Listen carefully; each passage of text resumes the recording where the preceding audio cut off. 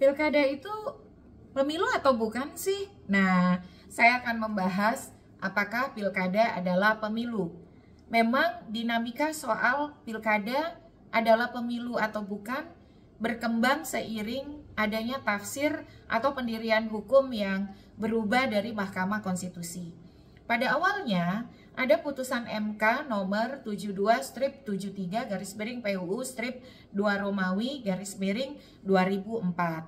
Dalam putusan tersebut, Mahkamah Konstitusi menyatakan bahwa apakah pilkada masuk rezim pemilu atau bukan itu bergantung pada pembentuk undang-undang atau disebut sebagai open legal policy.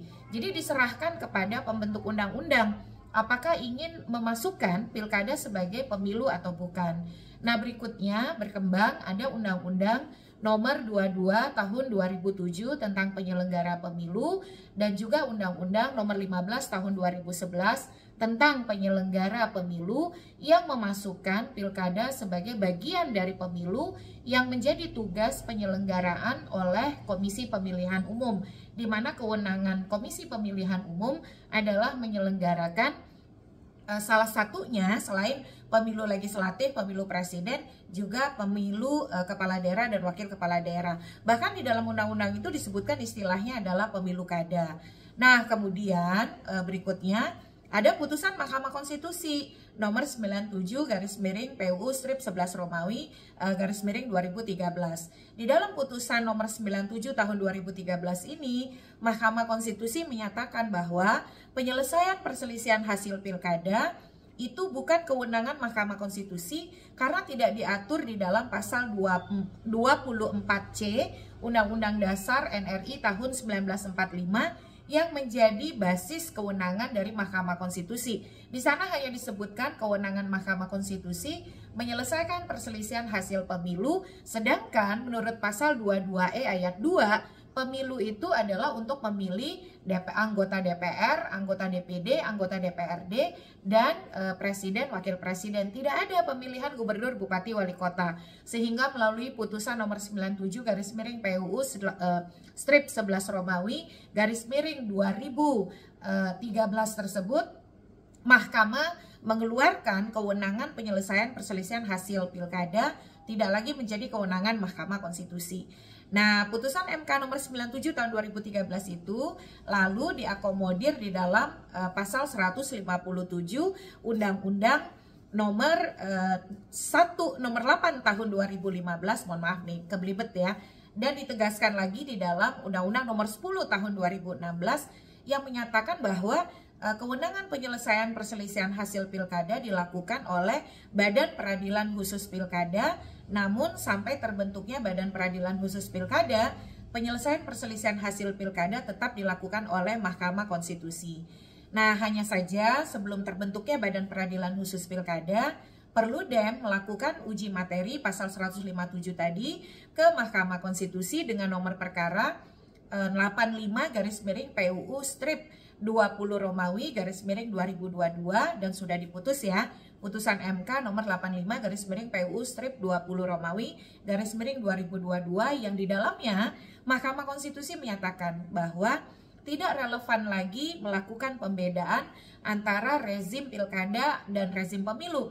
Pilkada ya adalah pemilu, begitu kata Mahkamah Konstitusi. Nah, dengan demikian, kata Mahkamah Konstitusi, Badan Peradilan Khusus Pilkada menjadi inkonstitusional karena pilkada adalah pemilu, maka perselisihan hasil pilkada diselesaikan oleh Mahkamah Konstitusi.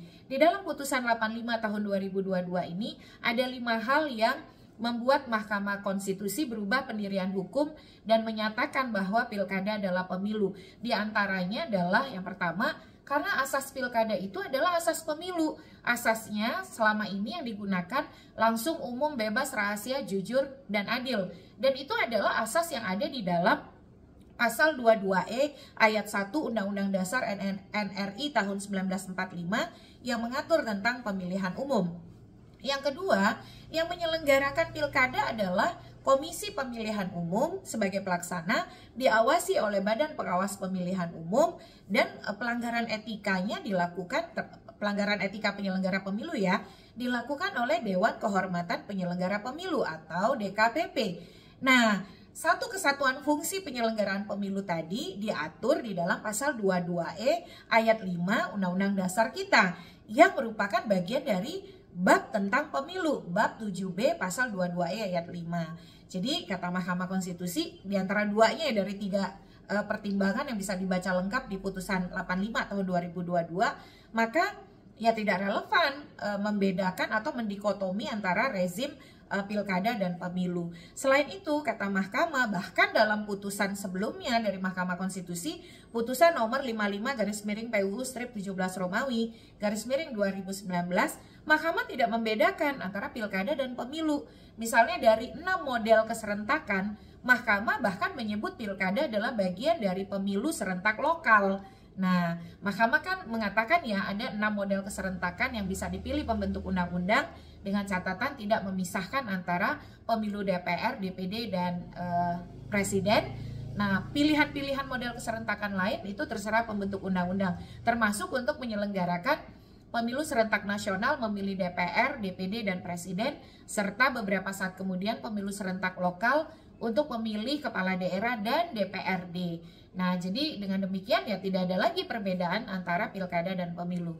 Jadi demikian teman-teman informasi untuk teman-teman dan kawan-kawan semua.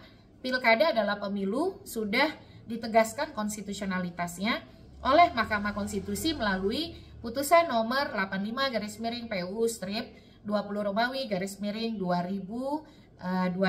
Bahkan Undang-Undang nomor 59 tahun 2024 tentang Rencana Pembangunan Jangka Panjang Nasional sudah menyebutkan bahwa pembangunan demokrasi salah satunya akan dilakukan dengan melakukan kodifikasi pengaturan antara pemilu legislatif, pemilu presiden, dan pemilihan kepala daerah dan wakil kepala daerah dalam satu naskah undang-undang yang sama. Jadi semoga bermanfaat ya. Pilkada adalah pemilu.